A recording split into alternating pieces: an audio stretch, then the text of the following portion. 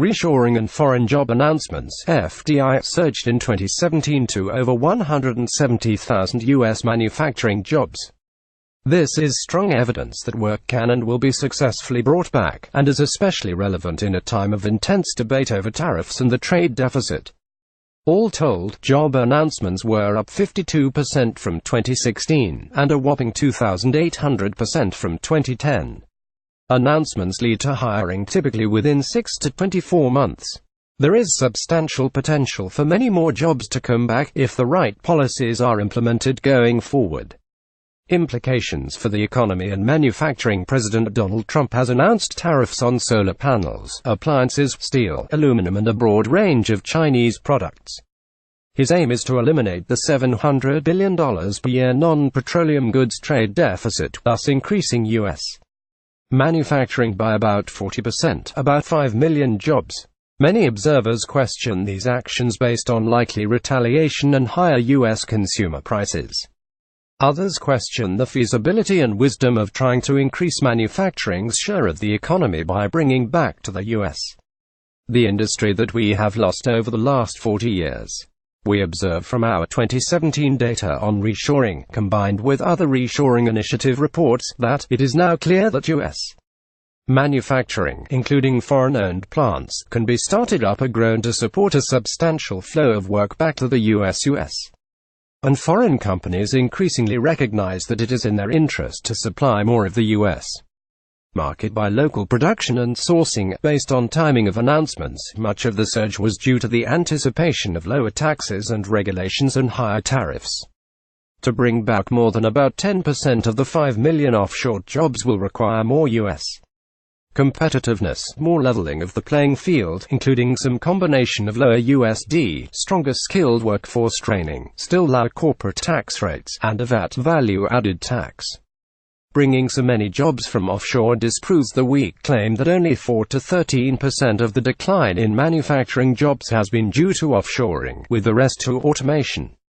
If so few had been lost to offshoring, so many could not be recovered in 1 year. In addition to federal policy, states and cities need to play a role. Some states are more attractive and effective as destinations. The Southeast and Texas have dominated. The Midwest is now moving up in the rankings.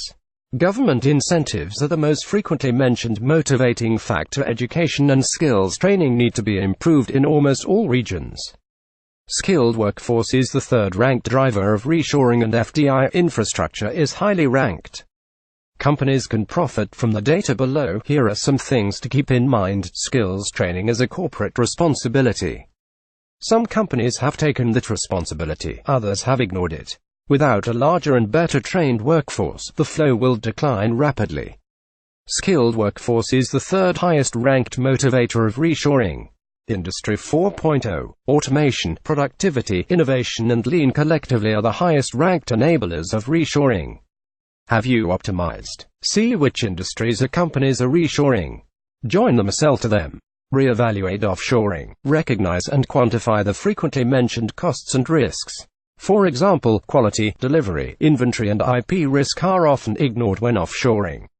Made in USA branding is the fourth highest rated factor. Would increased volume and a moderately higher price cover the cost differences on some products?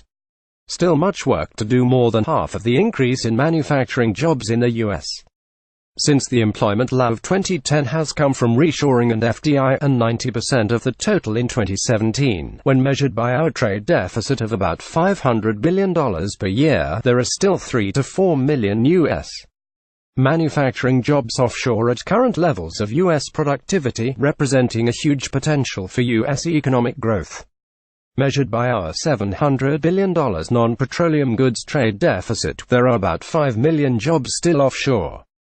What drives reshoring and FDI?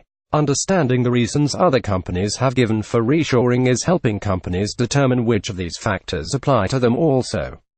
You can evaluate a broad range of costs and risks using the total cost of ownership estimator. According to one survey, about 60% of companies decided to offshore based on comparing wage rates or ex-works prices. Much of the strength of the reshoring trend has been due to companies becoming familiar with a broad range of factors, costs and risks they had previously ignored.